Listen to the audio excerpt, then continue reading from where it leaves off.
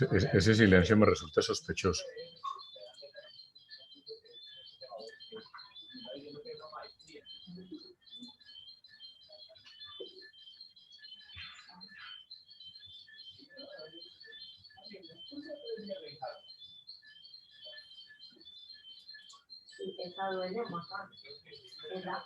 Bueno, yo les había dicho que teníamos pendiente hablar de la transformada discreta de Fourier, pero también tenemos el tema de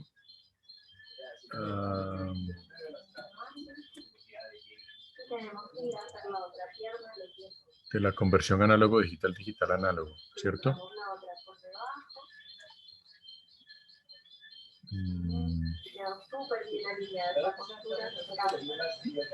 Habiendo visto el concepto de ancho de banda,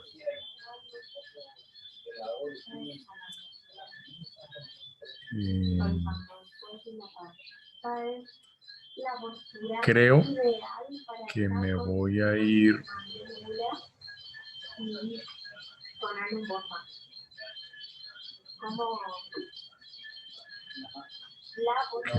más bien a que hablemos un poquito del tema de conversión análogo digital digital análogo, si les parece. ¿O prefieren que hablemos de DFT primero? Profe, ¿por cuál recomendar?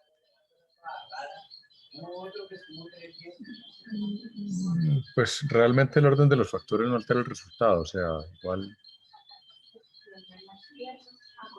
O sea, el uno, lo de DFT es continuar con lo que habíamos visto en la clase del jueves. El otro tema, que es el de conversión análogo digital digital análogo, es un tema que no está en el libro.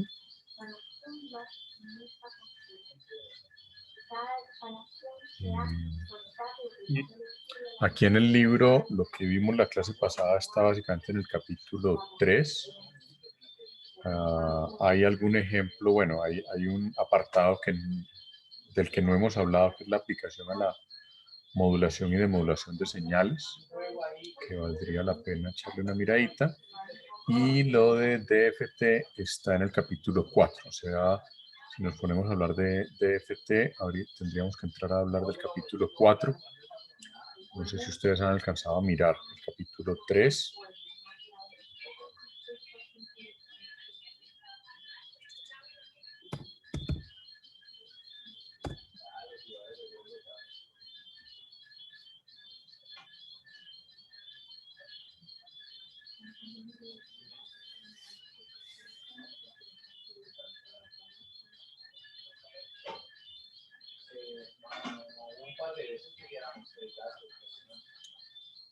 Hay unos ejemplos buenos en el libro que vale la pena que los miren, que hay unos ejemplos de transformadas de algunas señales muy típicas, como por ejemplo la del pulso triangular, que es el ejemplo 318. Hay algunos ejemplos de convolución y de multiplicación que vale la pena que los miren, porque les voy a dejar un par de tallercitos para la otra semana, que tiene mucho que ver con estos ejemplos del libro. O sea, son 2 o 3 punticos simplemente muy simples, pero que están muy relacionados con los ejemplos del libro. Entonces, les valdría la pena que miraran esos ejemplos, miraran de pronto algún ejercicio del libro, a ver si les intentar hacerlo, etcétera, etcétera. Ahí específicamente me gustaría que miraran lo que es el apartado 371, 372. Y si quieren, ahora hagamos una cosa. Voy a, para que no, voy a mirar. Ahora vamos a mirar hoy el tema de aplicación a la modulación y demodulación de señales, ¿sí? Que es un caso bien de telecomunicaciones. Y luego hago una pequeña introducción al tema de la transformada discreta. Y más bien, bueno, el jueves, la idea es que el jueves ustedes hagan la presentación pues, de sus respectivos trabajos. Si nos queda tiempo, pues vemos algo más de la clase, y si no, pues lo dejamos para el martes. Y más bien, una vez cerremos el tema de transformada de Fourier, entramos a ver el tema de conversión análoga digital, digital análoga, para verlo también, digamos, a la luz de la transformada, si les parece.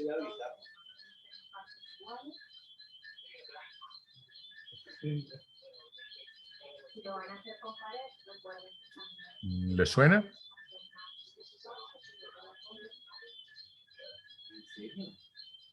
Vale, profe, está bien.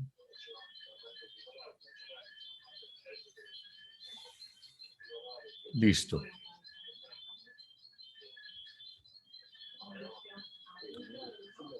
Bueno, si recuerdan, una de las propiedades que vimos de la transformada de Fourier la semana pasada es la propiedad de multiplicación, que les dije que también se suele conocer como propiedad de modulación en algunos casos.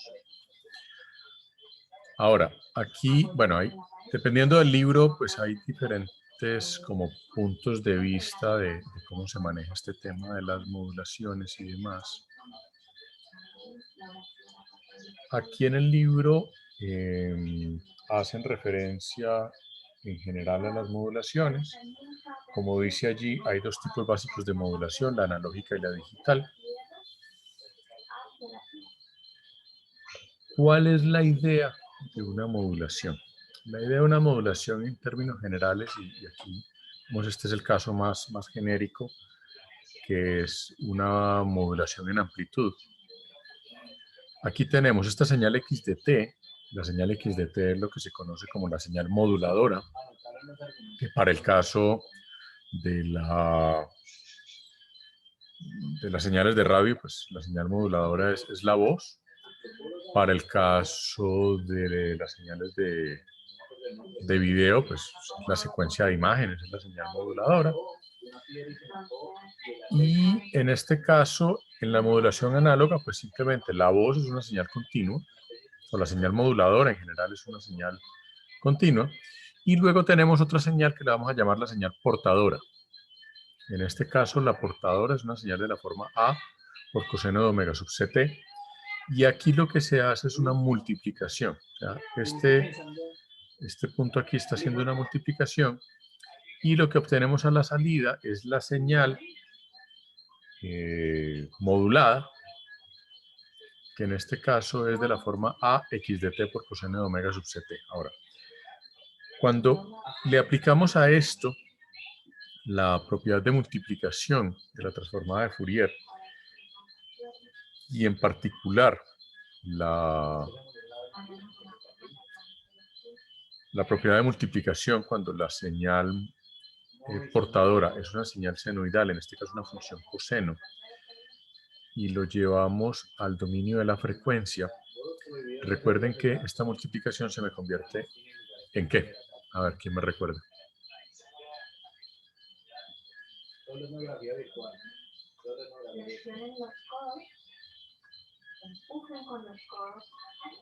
A ver, muchachos, propiedades de la transformada, vamos.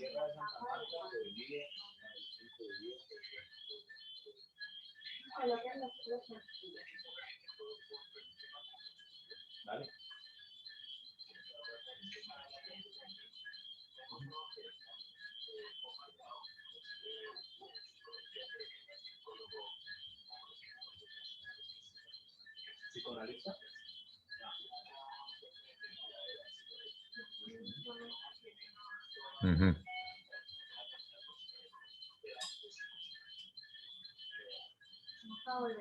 Bueno, esto nos va a convertir en una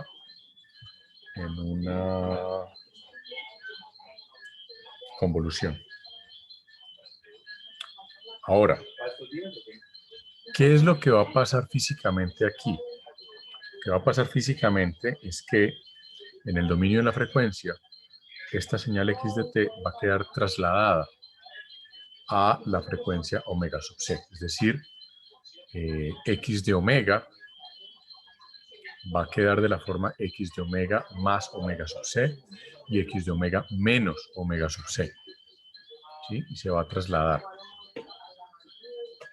Y aquí vamos a tener un fenómeno interesante, y es que para devolver este procedimiento, lo que hacemos es exactamente lo mismo. Es decir, la señal modulada la volvemos a multiplicar por coseno de omega sub ct.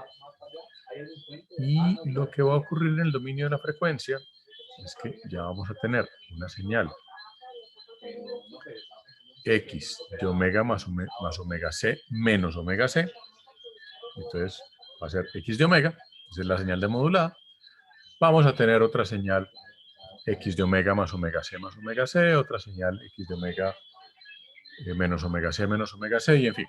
Pero la que nos interesa es donde las omega c se anulan y me queda x de omega, que es la señal de modulada. Eso se le llama demodulación. Ahora, como dice aquí el autor de este libro, aquí no van a considerar la modulación, solamente van a hablar de la modulación y de modulación analógicas, y no hablan de las modulaciones digitales. Recomiendan este libro, ProAquis. El libro de comunicaciones digitales de ProAquis es un clásico, hay que decirlo, pero también es un ladrillo. La única diferencia aquí, fundamentalmente, con las modulaciones digitales, o digamos la principal diferencia con las modulaciones digitales y las analógicas, es que en las modulaciones digitales la señal moduladora ya no va a ser una señal continua, sino que va a ser una señal discreta. Pare de contar. A partir de ahí, el proceso es exactamente el mismo, es decir, esa señal discreta se multiplica por una señal portadora senoidal.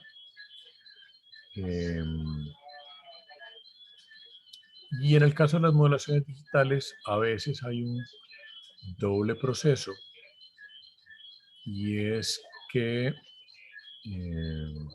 se hace primero una operación en banda base, que es una operación de multiplicación por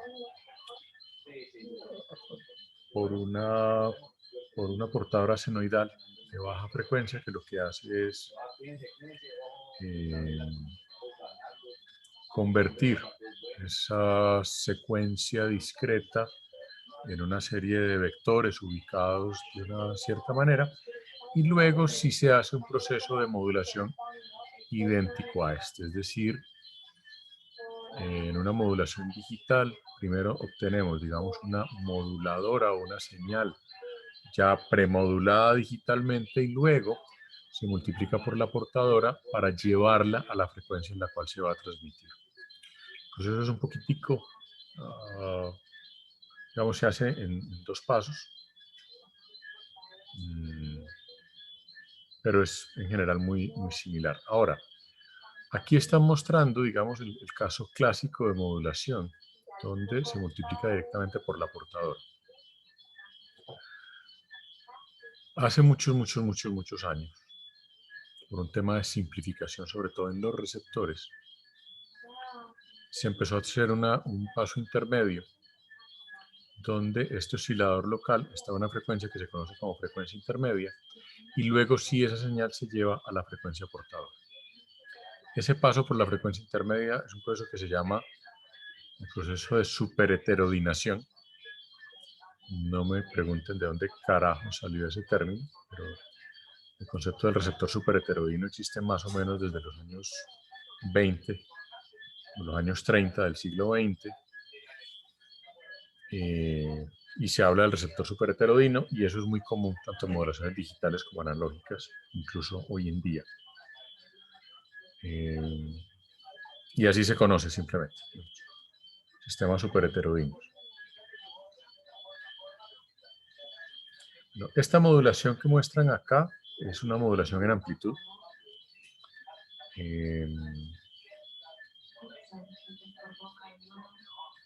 Aquí tengo que hacer una claridad. porque, bueno, esta es la representación en serie de Fourier de esta operación que veíamos allá, AX de t por coseno de omega sub ct, que es como les decía.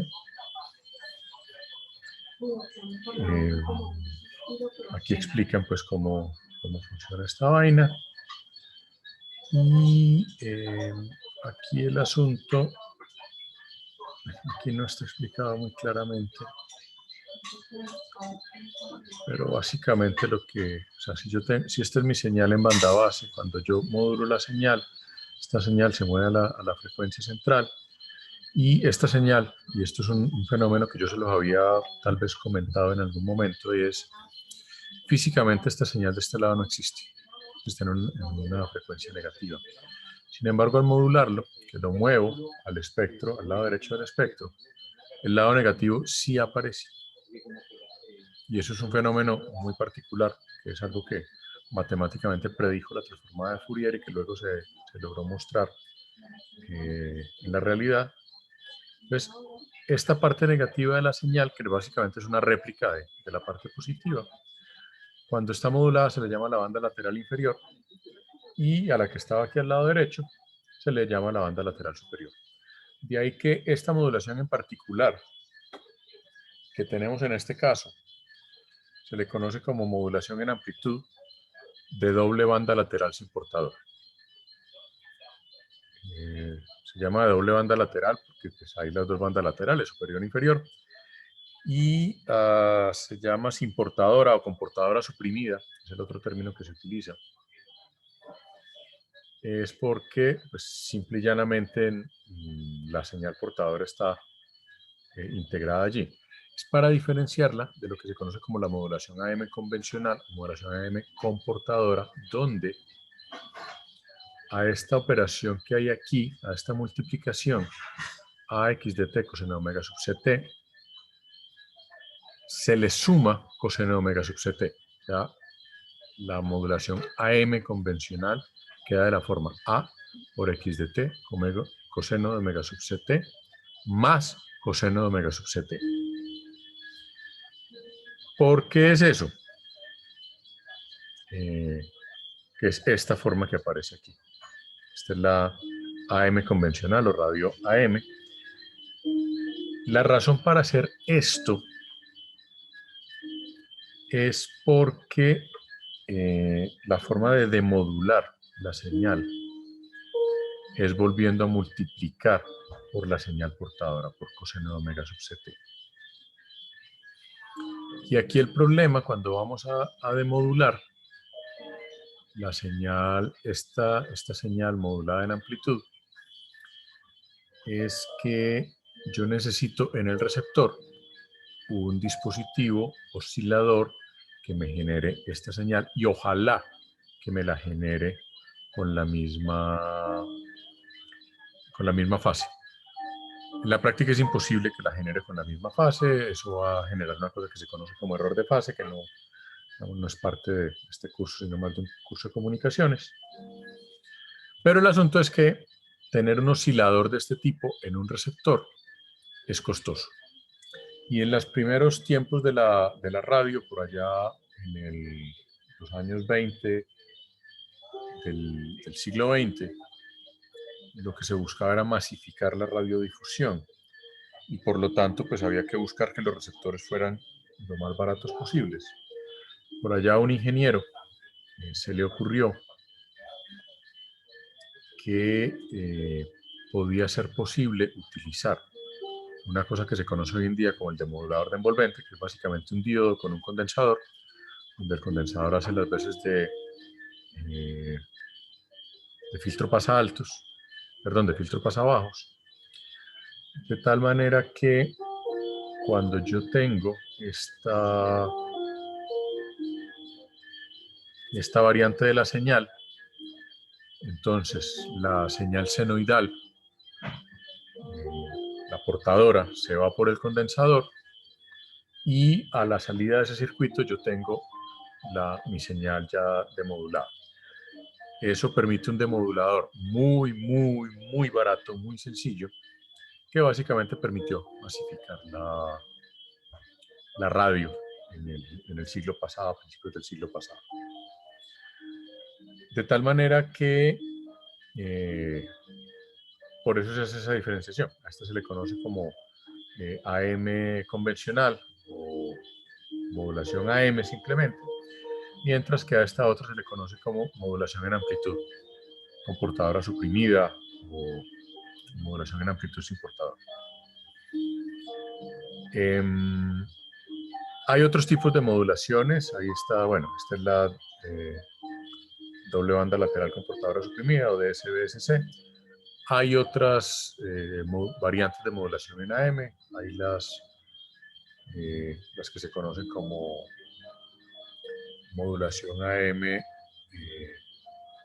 de una sola portadora, single carrier o single sideband, donde lo que se hace es a través de un filtro se elimina una de las dos bandas laterales, la superior o la inferior.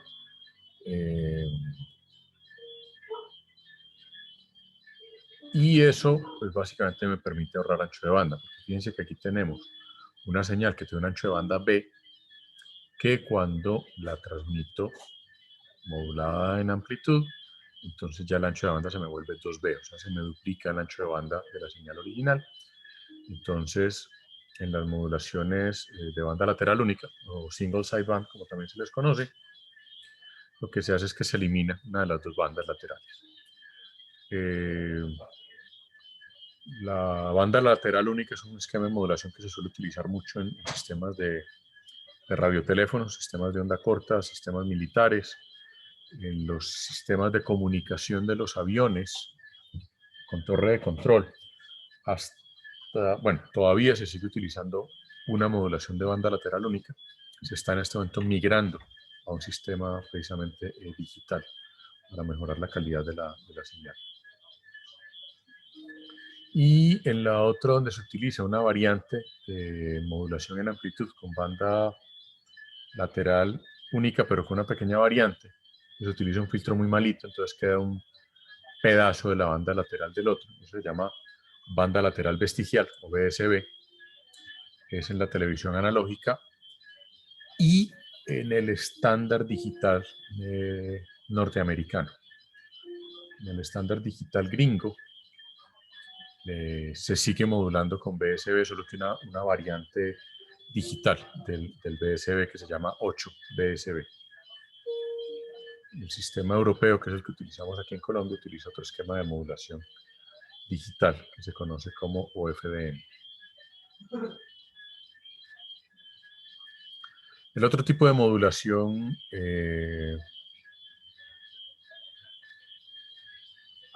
analógico o modulación continua que existe ya como modulación angular. Las modulaciones angulares tienen dos variantes, la modulación en fase, la modulación en frecuencia. Esta expresión que está aquí corresponde a la modulación en fase. Y esta que aparece acá, donde yo utilizo este mismo K sub f, que se conoce como el índice de modulación, y hago la integral de la señal moduladora. Fíjense que aquí x de t va dentro del ángulo, o sea que lo que tengo es una señal de la forma coseno de omega sub ct más k sub p por x de t. A todo eso es la señal modulada. Cuando modulo en FM, utilizo la integral. Ahora, en la práctica, es más fácil modular en FM que modular en fase. Por esa razón, la radio comercial utiliza modulación FM. Básicamente, un modulador que se me olvida el nombre ahora del inventor de la modulación. Sí, se me fue el nombre. Armstrong, modulador de Armstrong.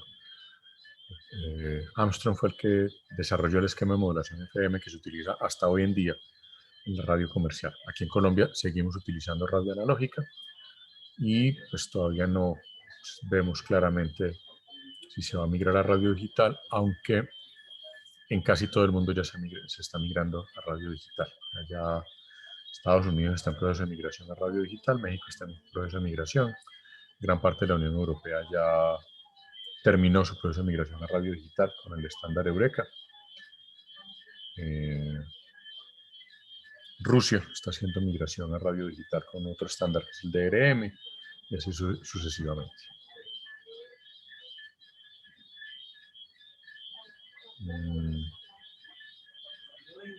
Esta sería la forma de la señal modulada en FM y esta sería la forma de la señal modulada en fase o en FM. Hay todo un análisis matemático de la modulación en FM que no corresponde a este curso, pero si a ustedes les gusta la matemática chévere, la matemática avanzada, la representación en transformada de Fourier de una señal FM no es tan simple y requiere utilizar una cosa que llama funciones de Bessel. Entonces, pues, por eso usualmente no se entra mucho en detalle en esto. La PAM es una modulación digital. Bueno, aquí la tienen como una modulación analógica, pero realmente esto es, digamos, una de las modulaciones digitales fundamentales, donde en este caso una PAM se utiliza multiplicando una secuencia de pulsos con la señal moduladora. Esto también se conoce como modulación ASK, Amplitude Shift Gain, o 2PAM, que es, digamos, la PAM básica. Hay PAM de otros niveles. Si les parece o si lo consideran interesante, podemos luego hablar de un poquitico de modulaciones digitales. Esto es más o menos, fíjense que aquí, este es el ejemplo típico de una modulación en frecuencia, donde utilizo una señal moduladora senoidal y tengo pues la señal modulada. Aquí la miro en el dominio del tiempo, por lo que les decía hace un rato. Hacer el análisis de Fourier de esto un poquito enredado a veces, al menos matemáticamente hablando. Y esto es básicamente cómo se genera una PAM, que es con pulsos.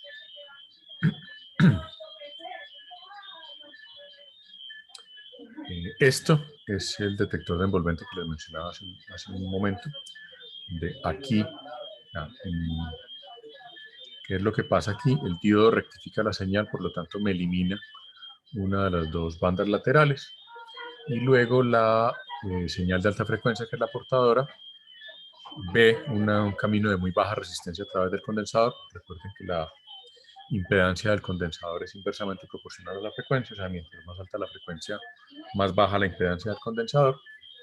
Y lo que veo sobre esta resistencia de carga es la señal de baja frecuencia, que es la señal moduladora.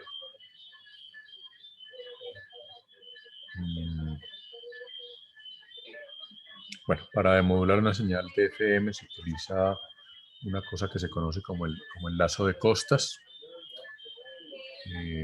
Ya pues les dejo a ustedes si quieren indagar un poquito más sobre esto. Pero bueno, aquí en el libro está, yo creo que lo suficiente, lo que nos interesa. Ahí ya, si ustedes quieren indagar más, pues podemos tratarlo en otra sesión, si les parece. Bueno. Muy bien, entremos a hablar de la DFT, o la transformada discreta de Fourier. Esta es una representación matricial de la DFT y de la serie de Fourier. Esto es lo que ya habíamos visto.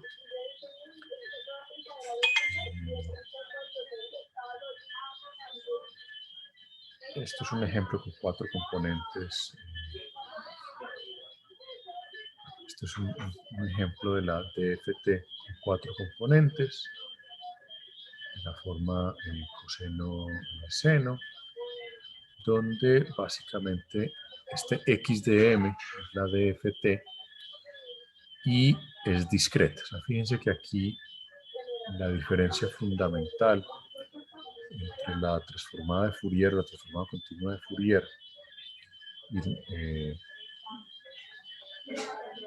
y la transformada de Fourier discreta, es que la transformada de Fourier discreta es una sumatoria de menos infinito a infinito. O sea, es esta misma, digamos, esta misma representación que hay aquí, solo que n va desde menos infinito hasta infinito y es exactamente igual a esto, o de la forma e a la menos j2 pi nm sobre n. Fíjense que aquí tenemos dos componentes discretos, por eso esta la llamamos la DFT. Aquí tenemos un componente n, que es discreto, hasta n-1, y un componente m, que también es discreto, que es el componente de la transformada. Entonces aquí debemos calcular un x de m, que usualmente tiene el mismo número de componentes de x de n, o sea, para cada x de n existe un x de m, y cada x de m se forma con una sumatoria que va desde n igual 0 hasta n menos 1, lo que es lo mismo desde n igual 1 hasta n, como lo quieran manejar. Y aquí el componente exponencial es un componente discreto, donde tenemos una relación aquí, que es de la forma n sobre m, de tal manera que n sobre m va a estar relacionado con la frecuencia de muestreo.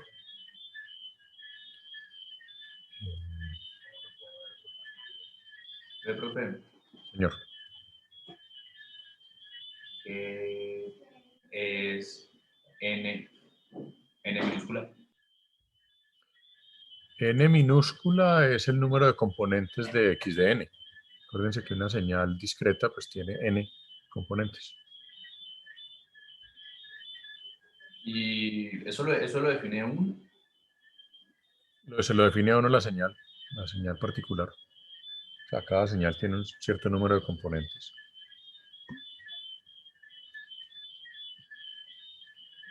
Y m.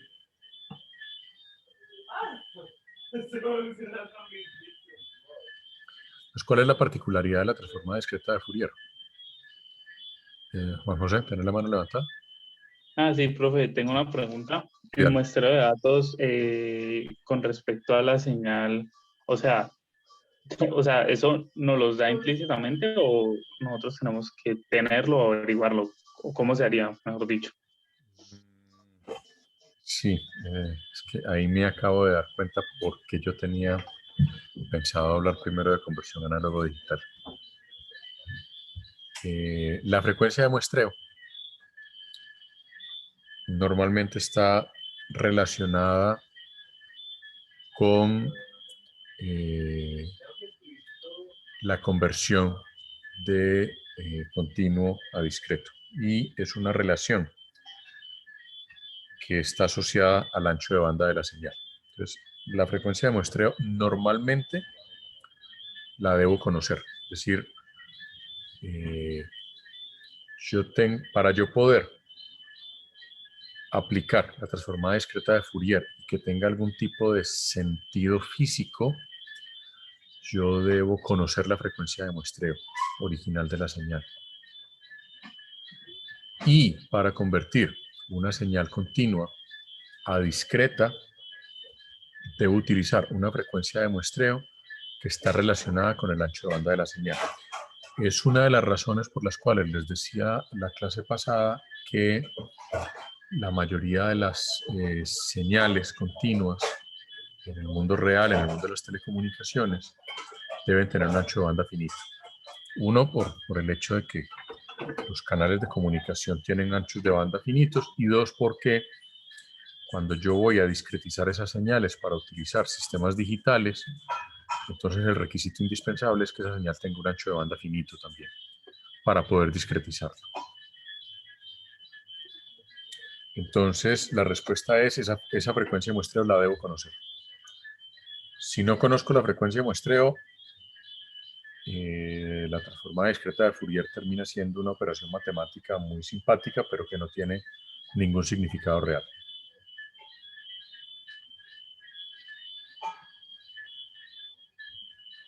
Listo, profe, gracias. Bien, lo otro que tiene que ver, o lo otro que iba a decir sobre la DFT es que la razón de utilizar la transformada discreta de Fourier o la DFT es porque es una transformada finita. Es decir, ¿cuál es el problema práctico cuando utilizamos herramientas como MATLAB o en general herramientas basadas en computador a la hora de movernos del dominio del tiempo a la frecuencia? Es que sacar una integral es una operación matemática que implica una operación que no puede ser infinita, es decir, un dispositivo como un computador no puede hacer infinitas operaciones. Lo que se hace normalmente para calcular integrales utilizando computadores es utilizar métodos numéricos que en última lo que hacen es convertir la integral en una serie de sumas, de tal manera que los puede hacer de una manera finita. A veces esos cálculos de integrales se vuelven muy complejos. Entonces, digamos, la forma de solucionarlo fue definir una transformada de Fourier que está pensada para señales discretas, pero que también ella misma es discreta, es decir, es finita. El cálculo de la sumatoria es un cálculo que va hasta un valor finito y yo defino cuál es ese valor. Pues este valor de esta n mayúscula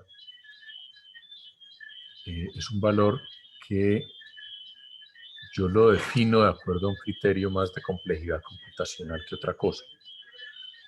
Ahora, hay un compromiso que lo vamos a ver ahorita en una de las últimas diapositivas, y es que este valor de n mayúscula, si es muy grande, entonces computacionalmente se me vuelve muy complejo el cálculo. Si es muy pequeño, entonces digamos que pierdo precisión en la representación en el dominio de la frecuencia. Entonces tengo que encontrar un equilibrio, hay un compromiso entre el valor de n mayúscula en términos de la precisión que yo requiero y la complejidad computacional.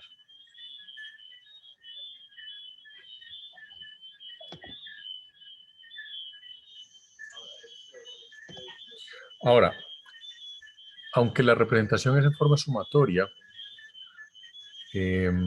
hay una forma matricial de hacerlo que hace más eficiente la operación. Y si utilizamos dispositivos como procesadores digitales de señal o GPUs, esos son dispositivos que están diseñados desde el punto de vista hardware para ser muy eficientes en operaciones con matrices. Entonces, en la práctica, la forma como se suele calcular la transformada de Fourier utilizando herramientas computacionales es haciendo la sumatoria, pero utilizando operaciones matriciales. Básicamente porque puedo recurrir, digamos, a hardware especializado para este tipo de operaciones.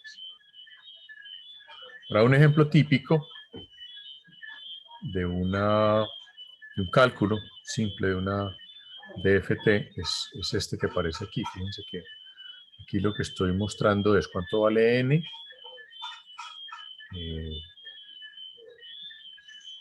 Estoy diciendo cuánto vale x de 0, x de 1, x de 2 y x de 3.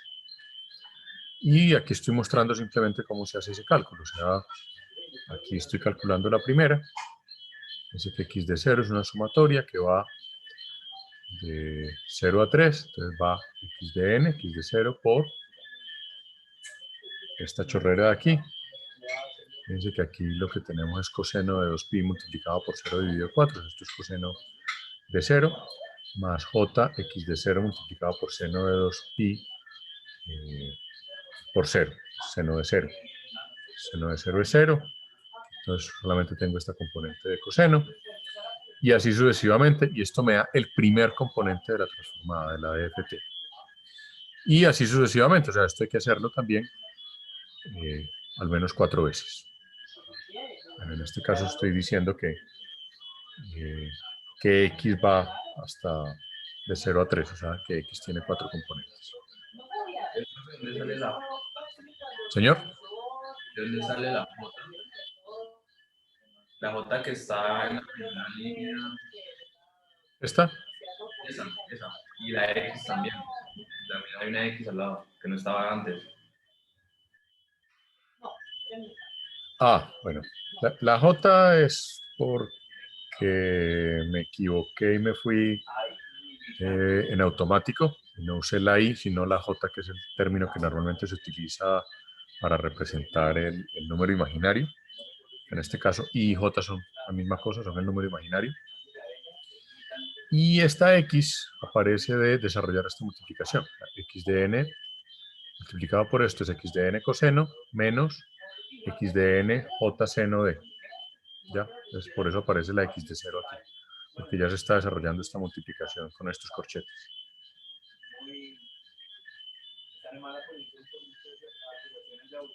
Entonces, Ah, dejaste el X0 fuera de los paréntesis, ¿no? no. Ah, sí, aquí sí, perdón, este X0, este paréntesis debía estar aquí al principio. Sí, tienes toda la razón. Vale. Profe, pero ahí lo que estás haciendo es como para cada una de las frecuencias en determinados tiempos. O sea, Sí, estás haciendo la sumatoria de X sub t en diferentes periodos, ¿verdad? sí. Ah, Sí, fíjense que NM lo que me da es las frecuencias, los componentes frecuenciales que me van a representar esa transformada discreta de Fourier.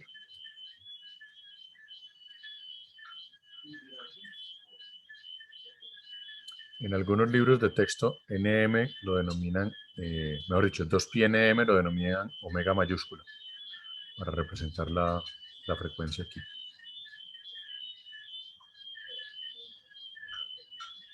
Creo que en el libro que estamos usando lo utilizan esa nomenclatura con la omega mayúscula.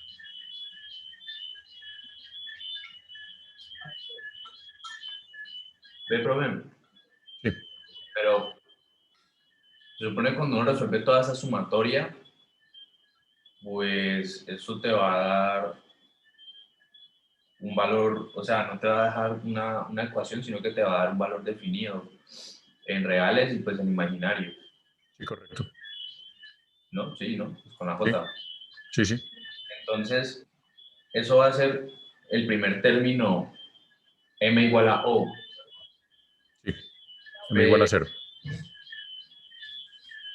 Pero, pues aquí yo veo que está haciendo, primero haciendo como la sumatoria, ejecutando la sumatoria, poniendo n igual 0, luego n igual 1, luego n igual 2, luego 3 y Sí, luego, y ya, creo que hasta 3. sí. Pero eso es solo el primer término, entonces si quieres sacar el segundo, pues ¿cómo se hace? Se repite la misma sumatoria. X de 1 es igual a X de 0 coseno de 2pi por 1 por 0 más J X de 0 coseno de 2pi por 1 por 0 más X de 1 coseno de 2pi por 1 menos J X de 1 seno de 2pi por 1 y así sucesivamente. O sea, lo que voy variando es para el n y el m. Si en este caso ya X de m sería 1, entonces me voy a X de 1. Entonces vuelvo y hago la sumatoria y así sucesivamente. Pero ese cálculo está muy costoso, pues para hacerlo en computadores, si eso es 4, pues Es muy costoso computacionalmente. Sí, profe, sí, señor. tengo una pregunta. O sea, yo sé que la misma ecuación dice que es n-1, ¿verdad? Pero ¿por qué no se llega al 4, por ejemplo? O sea, tiende a 4, podríamos decir, o... Ah, porque como es n-1, o sea, como va de 0 a n-1, va de 0 a 3. Podría ir de 1 a 4 también, pero se define así, de 0 a, 3, de 0 a n-1. ok, ok. Ah, es porque empieza en 0. Ah, no, pues, Sí, sí, porque empieza en 0.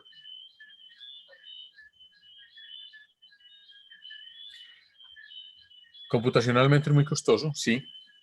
En la práctica no se hace así.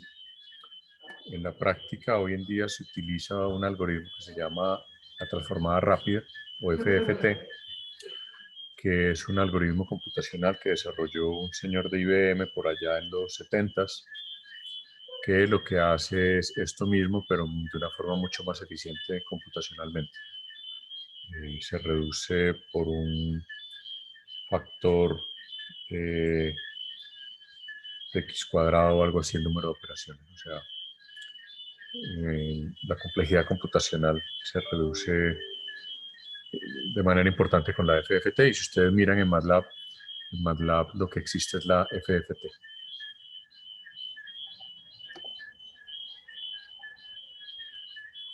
Ahora, este detalle es importante, y como les decía ahora, la tasa de muestreo es fundamental cuando uno trabaja con la DFT. En este caso ya no estamos hablando de 4 puntos como en la diapositiva anterior, sino una DFT de 16 puntos y una tasa de muestreo de 500 muestras por segundo, o lo que es lo mismo, 500 Hz. De tal manera que lo que se denomina la frecuencia fundamental de los componentes de frecuencia está dado de esta forma. La frecuencia de muestreo dividido el n de la transformada de Fourier. ¿Qué significa esto? Significa que la separación entre cada uno de esos componentes de la transformada discreta en este ejemplo es 31.25. Si nos devolvemos al ejemplo anterior, la separación entre x0 y x1 sería 31.25. Si lo hacemos con los 4 puntos que tenemos aquí en el caso anterior, entonces es 500 dividido 4, que eso da 125. Pues en este caso, para este ejemplo con n igual 4, la separación entre componentes sería de 125 Hz. O sea, entre x0 y x1 habría 125 Hz de separación. Ahora fíjense en este detalle.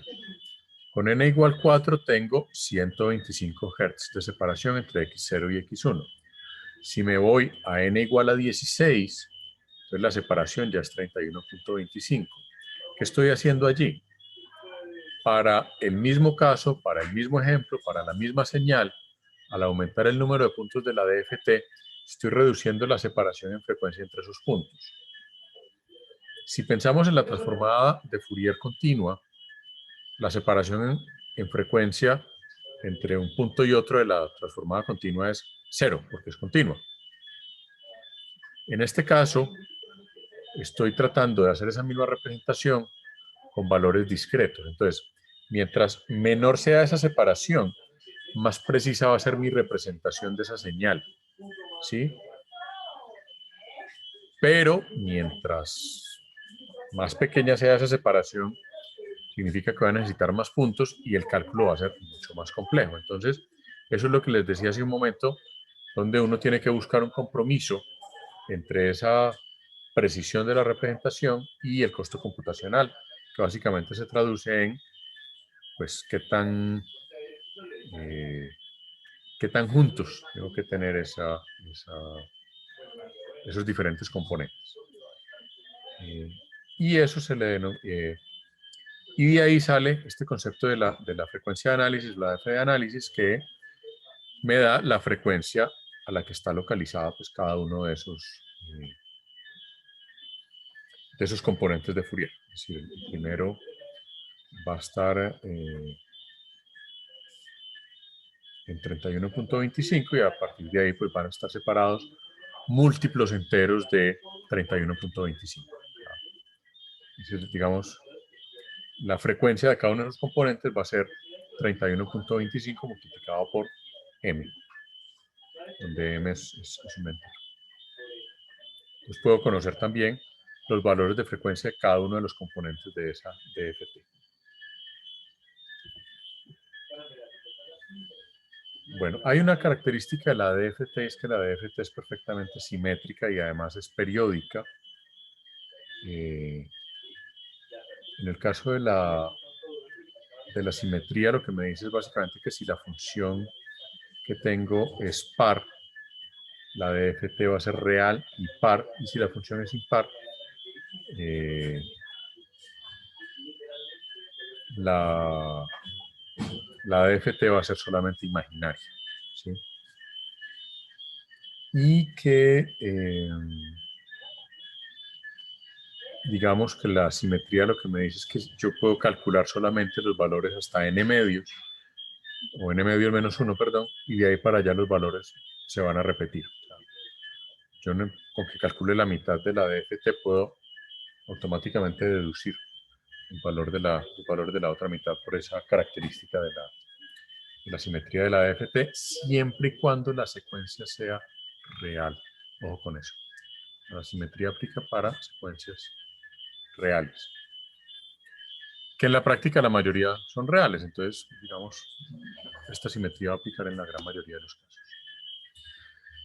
La DFT también es lineal, igual que la transformada continua, y en general las propiedades de la DFT son las mismas de la transformada continua. Hay 2 o 3 propiedades tal vez que diferentes, adicionales a los de la continua. Pues ya le darán una miradita en el libro a esas propiedades, pero aplican las mismas propiedades, lo cual me permite hacer en el mundo de lo discreto de lo digital lo mismo que hago en el mundo continuo. Yo les había mostrado en la clase del jueves algunos ejemplos de medidas de transformada de Fourier, aunque lo que veíamos ahí eran medidas continuas o en el dominio continuo. Realmente todas las medidas se hicieron con dispositivos digitales, o sea que realmente lo que yo les mostré fueron valores, representaciones de la DFT más que de la transformada continua. Los equipos de medida, los analizadores de espectro continuos, pues ya prácticamente no existen. Todos los analizadores de espectro modernos son digitales. Aunque, digamos que funcionan con una lógica similar a los equipos analógicos antiguos, que es lo que se conoce como el analizador de barrido.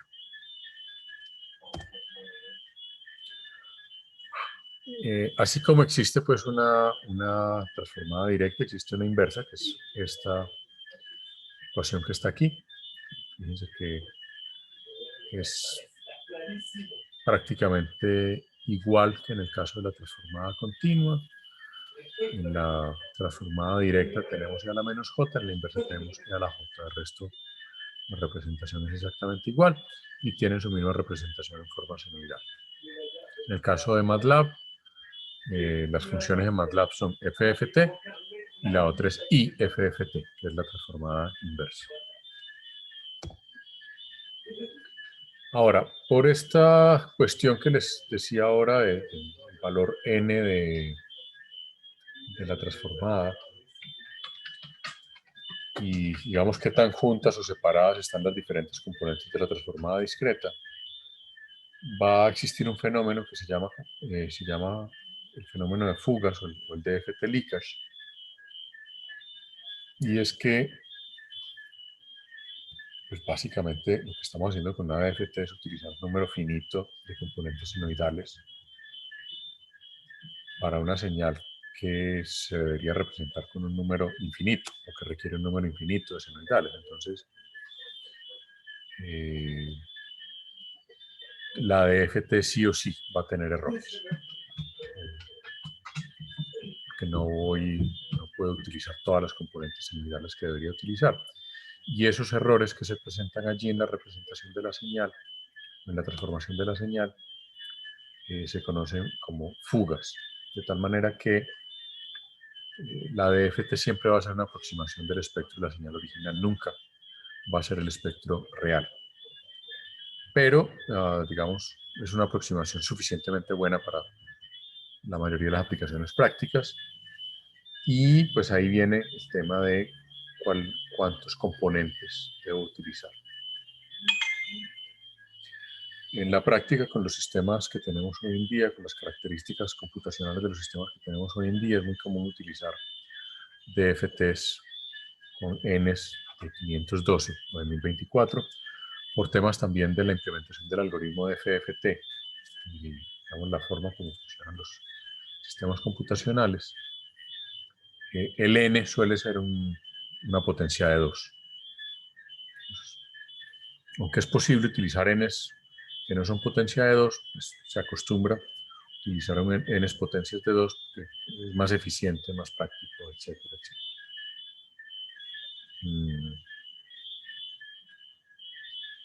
Y bueno, hay una forma de calcular esas fugas, pero no vamos a entrar en ese nivel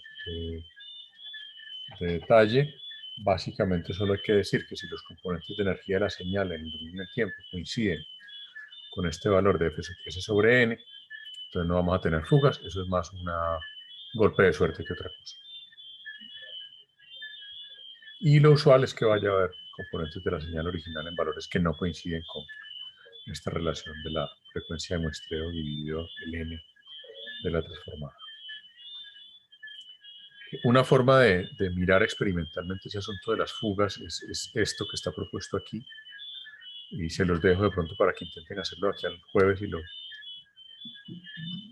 bueno, si no lo podemos ver el jueves, lo vemos el siguiente martes. Miren qué pasa con una señal senoidal, que solamente tiene 3 ciclos. La frecuencia de la senoidal es la misma, pero van a usar diferentes frecuencias de muestreo y diferentes tamaños de FFT. La forma de reducir este fenómeno de leakage es utilizando algo que llaman ventanas. Bueno, esta es la periodicidad que les mencionaba ahora. Básicamente esta es la forma de mostrar la periodicidad de la DFT, es decir, cuando yo llego al valor n de la DFT, inmediatamente la DFT continúa y se repite. En el caso de las ventanas o del enventanado, lo que se hace con el enventanado es multiplicar la señal antes de aplicar la DFT. Si recuerdan, yo les mencioné, creo que la clase pasada, sí, la clase pasada exactamente, que las señales que tenían cambios abruptos eran componentes de alta frecuencia. De lo que se trata el enventanado es precisamente de minimizar esos cambios abruptos en la señal discreta, de tal manera que se reduzcan de alguna manera o se suavicen los componentes de alta frecuencia, y al haber menos componentes de alta frecuencia, pues tengo un menor fenómeno de leakage. De tal manera que en los sistemas en general, con las señales discretas y digitales, antes de aplicar la FFT, se suele hacer un enventanado de la señal que no me altera en esencia la señal, pero sí me suaviza los bordes de la señal para reducir esos componentes de alta frecuencia. Hay distintos tipos de ventanas, entonces, pues bueno, ahí les queda como tarea también buscar algunas ventanas y aplicarlas en el ejercicio anterior. Esta presentación ustedes la tienen ahí en el Moodle, o sea que pueden mirar esa tareita que tienen allí. Hay unos cuantos ejemplos. La rectangular, pues, realmente no tiene mucho sentido porque no hace gran cosa, pero bueno, ahí está. La triangular, la Hanning, la Hamming, que son las más comunes. Hay otra como la Bartlett, en fin, ahí pueden buscar distintos tipos de ventanas. Entonces, bien, para resumir, se nos fue cortita la clase, qué maravilla. Para resumir, el jueves entonces vemos las presentaciones del mini proyecto. Traten de hacer esta tareita y les voy a dejar un tallercito adicional ahí en el Moodle para que si lo alcanzamos a revisar el jueves, chévere, y si no, pues lo revisamos el próximo martes. Eventualmente lo revisamos con el Mentimeter, ¿vale? ¿Alguna, Profe, señor? discúlpame. ¿Cuáles son las, o sea, sé que la acabas de decir, pero ¿en qué parte del Moodle se encuentran? ¿Las presentaciones? Bueno, también, pero me refería a las tareas. No, apenas las voy a poner en Moodle. No, no están en Moodle. Ah, ok, Apenas ¿estas son entregas, sí o qué? esas son entregas, sí. Son talleres. So, teacher, ¿eso queda para el jueves? Pues vamos a ver si se alcanza para el jueves y si no lo dejamos para el martes. Bueno, Listo, bueno, es profe. puente, o sea que va a estar. Yo... Bueno, depende de cuánto nos demoremos con las presentaciones.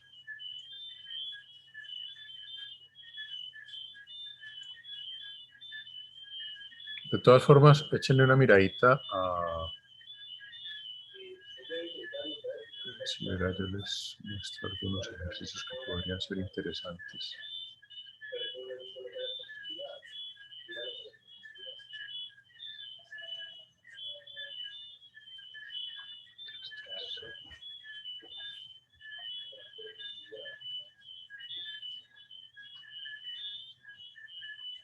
Ve, profe, una pregunta. Señor, Después de todo lo de la transformada de Fourier, vemos función de transferencia y después de ahí, ¿hay algo más? después de ahí vemos transformada de Laplace y transformada Z. Ah, no transformadas.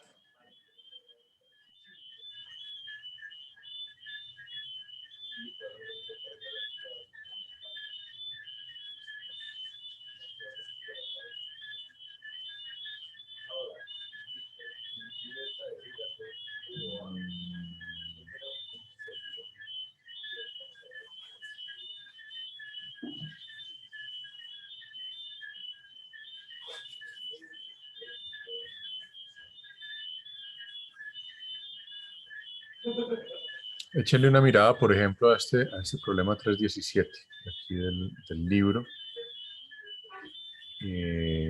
Y la 318. Échenle una miradita a esos dos puntos particulares. ¿Listo? ¿Cuál es, profe? No te escuché bien. La 317, el 317, el problemita 317 y el 318. Bien, profe. Capítulo 3, ¿no? ¿Listo? Del capítulo 3, sí. Que el taller, o sea, el taller que les voy a mandar va a ser muy, muy, muy por el estilo. No idéntico, pero bastante similar. Y de pronto hasta alguna de estas aparece. ¿Listo? Vale, profe. Bueno, no era nada más por mi parte entonces. Nos vemos el jueves. Tengan buen descanso. Vale, profe. Que estén bien entonces. Chao, chao.